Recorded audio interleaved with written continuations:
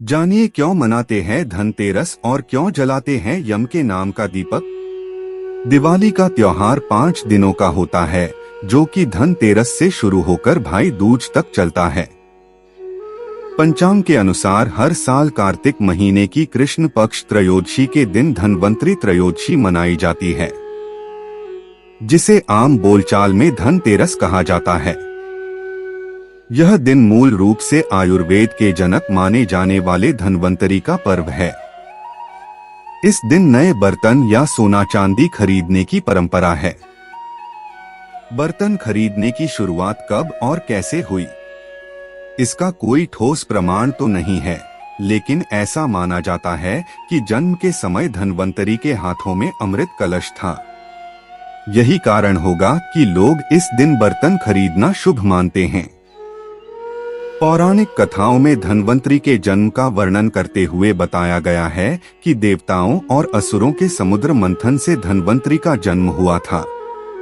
वह अपने हाथों में अमृत कलश लिए प्रकट हुए थे। इस कारण उनका नाम पीयूषपाणी धनवंतरी विख्यात हुआ। धनवंतरी को विष्णु का अवतार भी माना जाता है। परंपरा के अनुसार धनतेरस की शाम को यम के नाम का दीपक घर की दहलीज बाहर पर रखा जाता है और उनकी पूजा करके प्रार्थना की जाती है कि वह घर में प्रवेश नहीं करें, किसी को कष्ट नहीं पहुंचाए। देखा जाए तो यह धार्मिक मान्यता मनुष्य के स्वास्थ्य और दीर्घायु जीवन से प्रेरित है। पौराणिक कथा। यम के नाम से दिया निकालने के बारे में भी एक पौराणिक कथा है। पुराने समय की बात है, एक राजा हुआ करते थे और उनका नाम हिम था। राजा हिम के यहाँ जब पुत्र हुआ तो उन्होंने अपने पुत्र का नाम सुकुमार रखा और अपने राजपुरोहित से अपने पुत्र की जन्म कुंडली बनवाई। कुंडली बनाने के उपरांत राजपुरोहित कुछ चिंतित हुए। उनकी चिंताग्रस्त मुद्रा को देखकर राजा हिम ने उनसे पूछा, क्या बात है राजपुरोहित जी, आप कुछ चिंता में लग रहे हैं? हमारे पुत्र की कुंडली में कोई दोष है क्या? राजपुरोहित राजा की बात सुनकर बोले, नहीं महाराज, ऐसी बात नहीं है। कदाचित मैंने कुंडली बनाते समय कोई असावधानी की होगी, जिस कारण से मुझे जन्म कुंडली में कुछ दुष्घटना दिखाई दे रही है। मेरा सुझाव है कि आप एक बार इसे राज्य के प्रसिद्ध ज्योतिष से करवा लें। राजा थोड़े से आशंकित हुए और फिर से पूछा, पुरोहित जी, हमें आप द्वारा बनाई हुई जन्म कुंडली में कोई भी संदेह नहीं है। आप वर्षों से हमारे विश्वास पात्र रहे हैं। कृपया आप हमें बताएं कि क्या बात है। राजपुरोहित ने कहा, महाराज, राजकुमार की जन्म कुंडली की गणना करने पर हमें यह ज्ञात हुआ है कि राजकुमार अपने विवाह के उपरांत चौथे ही दिन सर्प के काटने से मृत्यु को प्राप्त हो जाएंगे। राजा हिम तिलमिलाते हुए चिल्लाए, राजपुरोहित जी, ये आप क्या कह रहे हैं? अवश्य ही आपकी गणना में कोई त्रुटि हुई है। एक बार पुनः से कुंडली को ध्यानपूर्वक देखें। यदि आप हमारे राजपुरोहित न होते हो, कदाचित आप इस समय मृत्युशैया पर लेटे होते। राजा हिम के क्रोध को देखकर राजसभा में सभी डर गए। पुरोहित ने हिम्मत करते हुए कहा, क्षमा करें राजन, किंतु यदि आपको कोई शंका है तो आप मेरे द्वारा दिए गए सुझाव पर अमल कर सकते हैं। उसके बाद राजा हिम ने अपने पुत्र की जन्म कुंडली राज्य के 3 से 4 प्रसिद्ध ज्योतिषाचार्यों से बनवाई, किंतु परिणाम वही रहा। महाराज हिम और उनकी पत्नी अत्यंत चिंतित रहने लगे। राजा ने दरबार में सभी को चेतावनी दी कि कोई भी इस बात का वर्णन हमारे पुत्र के समक्ष न करे, अन्यथा परिणाम भयंकर होंगे। राजा हिम को भय था कि यदि उनके पुत्र को इस बात का पता चल गया तो कहीं वह मृत्यु की चिंता में ही मर जाए। खैर, समय बीतता गया और राजकुमार सुकुमार बड़े होने लगे। अंततः वह समय आ गया जब राजकुमार की आयु विवाह योग्य हो गई और आसपास के कई राज्यों से राजकुमार के लिए सुंदर राजकुमारियों के विवाह प्रस्ताव आने लगे। परंतु अपने पुत्र की मृत्यु के भय से राजा किसी भी प्रस्ताव को स्वीकृति नहीं दे पा रहे थे। यह देखकर महारानी ने कहा, महाराज, यदि आप इसी प्रकार सभी राजाओं के विवाह प्रस्तावों को अस्वीकृत कर देंगे तो हमारा पुत्र क्या सोचेगा।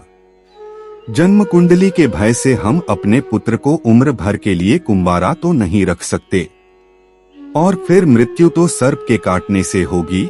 यदि हम महल में सुरक्षा व्यवस्था बढ़ा दें तो कदाचित सर्प के राजकुमार के पास पहुंचाने से पूर्व ही हम उस सर्प को मार गिराएं।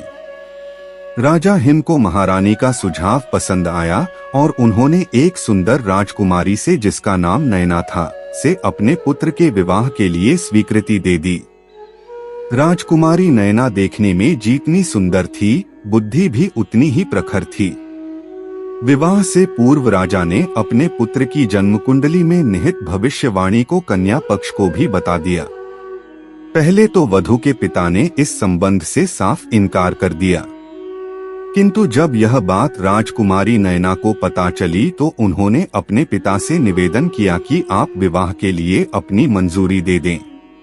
अपनी पुत्री की बात को राजा ठुकरा न सके और विवाह के लिए आशंकित मन से विवाह के लिए हामी दे दी। विवाह अच्छी तरह से संपन्न हुआ। राजकुमारी नैना एक दृढ़ निश्चय वाली कन्या थी। उसने अपने पति के प्राणों की रक्षा करने का निश्चय कर लिया था। जैसे कैसे 3 दिन बीत गए। राजा हिम और राजकुमारी नैना ने चौथे दिन का इंतजार पूरी तैयारी के साथ किया। उनकी योजना के अनुसार जिस किसी भी मार्ग से सांप के आने की आशंका थी, वहां पर सोने चांदी के सिक्के और हीरे जवाहरात बिछा दिए गए। पूरे महल को रात भर के लिए रोशनी से जगमगाया गया ताकि सांप को आते हुए आसानी से देखा जा सके। यही नहीं, राजकुमारी नैना ने सुकुमार को भी सोने नहीं दिया और निवेदन किया कि आज हम कहानी सुनना चाहते हैं। राजकुमार सुकुमार नैना को कहानी सुनाने लगे। मृत्यु का समय निकट आने लगा और मृत्यु के देवता यमराज पृथ्वी की ओर प्रस्थान करने लगे।